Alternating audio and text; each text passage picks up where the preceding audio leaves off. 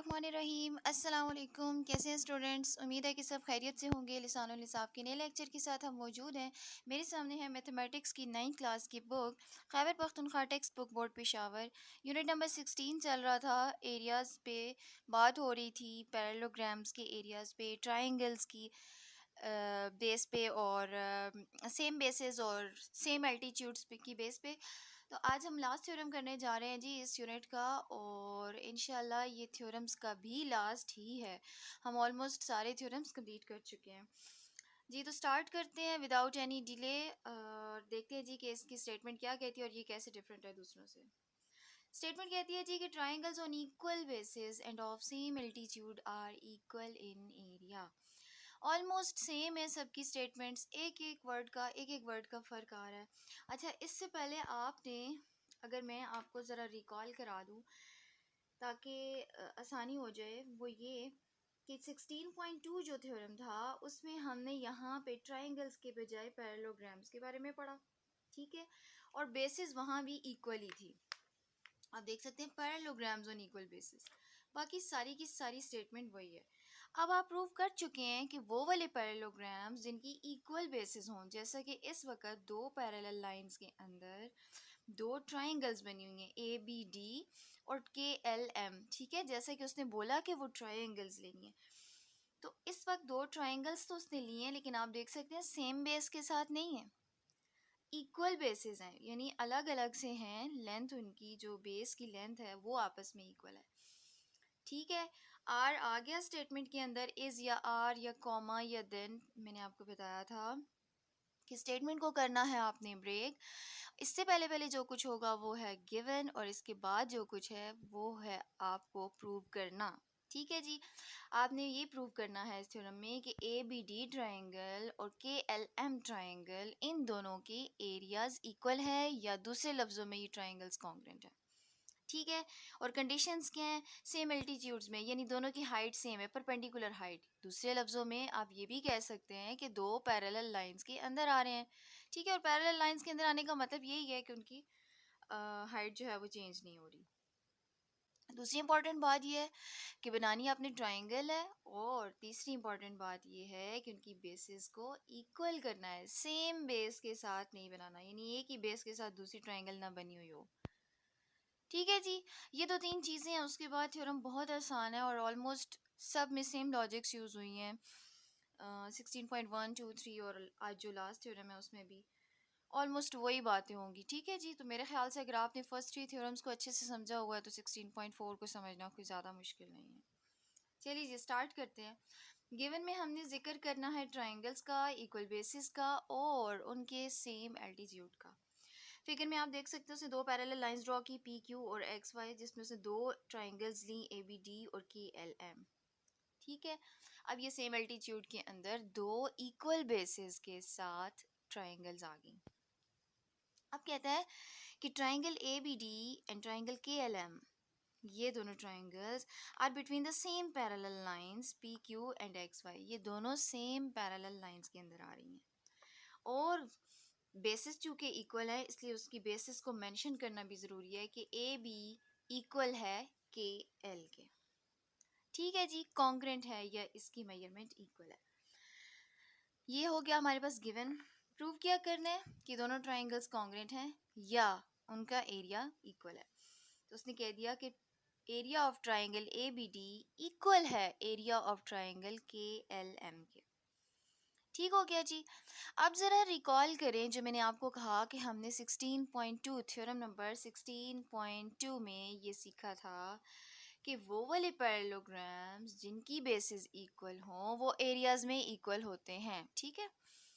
अब आप ज़रा गौर करें, ये ए बी डी एक ट्राइंगल है, ये लाइन इस लाइन के पैरेलल है, ये एक साइड जा रही है। हम अभी तक ये सीख चुके हैं कि दो अलग अलग बेसिस और हों वो इक्वल, और हों पैरेललोग्राम्स की जो कि सेम एल्टीट्यूड के अंदर आ रहे हों, सेम पैरेलल लाइंस के अंदर आ रहे हों, उनका एरिया इक्वल होता है। तो हम क्या करने की कोशिश करेंगे कंस्ट्रक्शन में, इस ट्राइंगल को भी एक कंप्लीट पैरेललोग्राम बनाने की कोशिश करेंगे और दूसरी ट्राइंगल को भी एक पैरेललोग्राम बनाने की कोशिश करेंगे, क्योंकि हमने 16.2 में सीख लिया कि ऐसे दो पैरेललोग्राम्स इक्वल इन एरिया होते हैं। अब पैरेललोग्राम कैसे बनाएगा? देखें, ये दो साइड्स तो पैरेलल हैं इन दोनों पैरेललोग्राम्स की।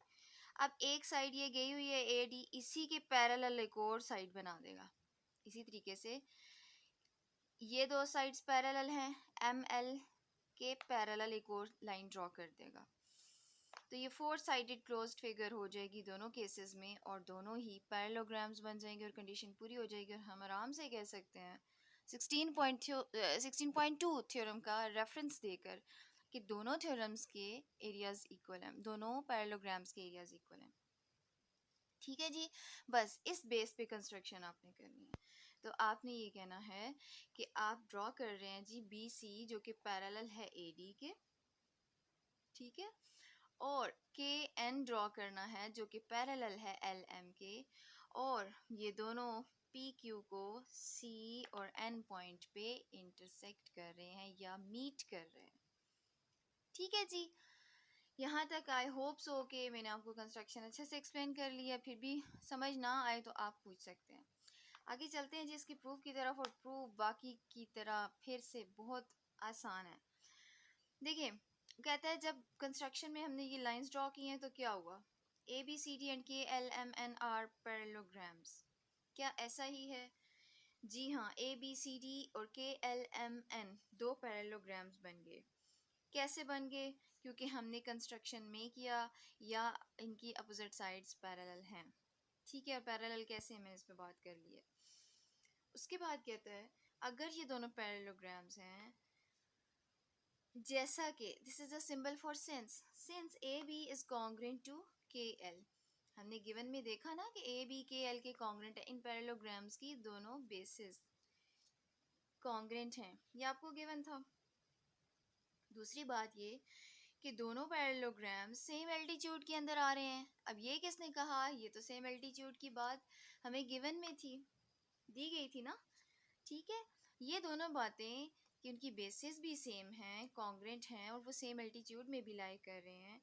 तो फिर हम 16.2 जो थ्योरम पढ़ा हमने प्रूव किया, therefore we can say that area of parallelogram ABCD is equal to area of parallelogram KLMN।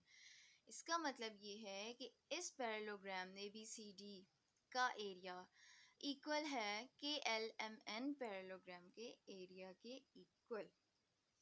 ठीक है जी, यहाँ तक तो हो गया हमारा गिवन की हेल्प से एक रिजल्ट निकल आया। अब वो ये कहता है जो कि उसने प्रूव करना है, इनकी ट्रायंगल्स पे बात करनी है ना। ठीक है, कहता है ट्रायंगल ABD का जो एरिया है वो पूरे पैरेललोग्राम ABCD का आधा है। ये देखिए, ABD ट्रायंगल का एरिया इक्वल है ABCD पूरे पैरेललोग्राम के हाफ ऑफ एरिया के। क्यों? क्योंकि ये लाइन क्या हुई, DB इस पूरे पैरेललोग्राम के लिए एक डायगोनल का रोल प्ले कर रही है। तो डायगोनल तो बाइसेक्ट करता है ना पूरे पैरेललोग्राम को। तो इस बेस पे वो ये कह रहा है कि ABD ट्रायंगल का एरिया इक्वल है ABCD ट्रायंगल पैरेललोग्राम के। रीज़न है जी डायगोनल्स बाइसेक्ट करते हैं। सेम बात वो दूसरी ट्रायंगल के लिए भी कर रहा है कि area of triangle KLM equal है half of area of parallelogram KLMN के। ये आ गया जी, ट्रायंगल KLM का एरिया इक्वल है हाफ ऑफ पैरेललोग्राम KLMN के। ठीक है जी, इन दोनों बातों से आपने अगर एग्री कर लिया तो हम एक स्टेप और आगे बढ़ गए। अब ज़रा गौर कीजिए, ऊपर कहता है कि इन दोनों के एरियाज इक्वल हैं, और यहाँ कहता है कि इन दोनों के हाफ। अगर इनके कंप्लीट एरियाज इक्वल हैं तो इनके हाफ्स भी आपस में इक्वल होंगे। ठीक है, अगर ये दोनों भी आपस में इक्वल हैं तो इसका मतलब है ABD ट्रायंगल का एरिया और KLM ट्रायंगल का एरिया भी आपस में इक्वल है। हम यहाँ पे लास्ट स्टेटमेंट पे फ़ौरन जा सकते हैं कि फिर इसका मतलब है कि ट्रायंगल के ABD का एरिया इक्वल है ट्रायंगल के LM के, और यही बात आपको प्रूव करनी थी। अगर तो आपको ये बात इजीली हजम हो रही है ना, डाइजेस्ट हो रही है, समझ में आ रही है, फिर तो ठीक है। लेकिन अगर आप फिर भी कंफ्यूज्ड हैं तो आपकी आसानी के लिए एक स्टेप ऐड कर देती हूँ। अगर आप कंफ्यूज्ड हैं तो आप क्या कीजिए, इसको आपने जब बोला ना कि area of A B C D का हाफ इक्वल है ए बी डी के, फिर आप कह रहे हैं एरिया ऑफ के एल एम एन का हाफ जो है वो इक्वल है के एल एम के। इसी को प्रोसीड कीजिए, इस स्टेप को मज़ीद आगे मैं लिखती हूँ। Half of area of parallelogram, देखें पैरेललोग्राम के एल एम का एल एम एन का area A B C D के इक्वल है, तो मैं के एल एम एन को इसी से आगे ए बी सी डी से रिप्लेस कर सकती हूँ जब दोनों के एरियाज अगर इक्वल ही हैं तो। ठीक है, यहाँ मैं क्या रीज़न दूँ, यहाँ मैं ख़ुद से इक्वेशन वन इसको बोल के यहाँ रीज़न दे सकती हूँ कि मैंने इसको इक्वेशन वन से कहा है। एरिया ऑफ पैरेललोग्राम की एल एम एन इक्वल है ए बी सी डी के। ठीक है, जब ये दोनों इक्वल हैं तो मैं इसको रिप्लेस कर दिया इससे by the help of equation number one. अब ज़रा आप इस इक्वेशन और इस इक्वेशन को कंपेयर कीजिए। इसको मैं इक्वेशन नंबर टू और इसको इक्वेशन नंबर थ्री का नाम दे देती हूँ। ठीक है, तो इसकी बेस पे ज़रा टू और थ्री को कंपेयर कीजिए। दोनों इक्वेशंस की right hand side exactly equal है। ठीक है, तो दोनों की लेफ़्ट भी एग्जैक्टली इक्वल होंगी। ट्राइंगल ए बी डी का एरिया इक्वल है ट्राइंगल के एल एम के। फिर आप कह सकते हैं कि ये स्टेप उन दोनों की हेल्प से आया है, यानी इक्वेशन टू और इक्वेशन थ्री की हेल्प से। तो मैं यहाँ रीज़न लिख सकती हूँ, from equation two and three. ठीक है जी, ये उस सूरत में जब आप कंफ्यूज्ड हैं और आपको नहीं पता चला कि इन दोनों स्टेप्स के बाद डायरेक्टली वो एरियाज पे कैसे चला गया, तो फिर आप इस तरह करके दोनों की राइट हैंड साइड्स को इक्वल करके फिर लेफ्ट को भी इक्वल कहते हैं। By the help of transitive property भी कह सकते हैं और इक्वेशन टू एंड थ्री भी कह सकते हैं। फिर भी प्रूव हो जाएगा जी। और अगर आपको पहले तरीके से समझ में आया हुआ है तो भी ठीक है। यहाँ तक किसी भी किस्म का कोई भी क्वेश्चन, कोई भी क्वेरी हो, आप कमेंट सेक्शन में कीजिए। थ्योरम्स यहाँ पे एंड हो चुके हैं। 9th क्लास की बुक में जितने भी Khyber Pakhtunkhwa text book board Peshawar में थ्योरम्स थे, हम आज इंशाल्लाह कंप्लीट कर चुके हैं जी। नेक्स्ट इंशाल्लाह हम स्टार्ट करने जाएंगे अपना बुक का स्टार्ट, यानी यूनिट नंबर 1 से। और थ्योरम्स के टाइम मैंने आपको बताया था कि जनरल लेक्चर है, और फिर उसके बाद इसलिए पहले थ्योरम्स को हमने स्टार्ट किया कि जब 8th क्लास से 9th क्लास में स्टूडेंट्स शिफ्ट होते हैं तो उनको सबसे ज़्यादा प्रॉब्लम्स थ्योरम्स में आ रहे होते हैं, इसलिए हमने थ्योरम्स का सेक्शन पहले कवर किया है। अब हम जाएंगे जी बाकायदा अपनी बुक के स्टार्ट से और फिर उस तरतीब से आगे चलेंगे। तो यहाँ तक कोई भी क्वेश्चन हो आप कमेंट सेक्शन में कीजिएगा। नेक्स्ट वीडियो तक अल्लाह हाफ़िज़।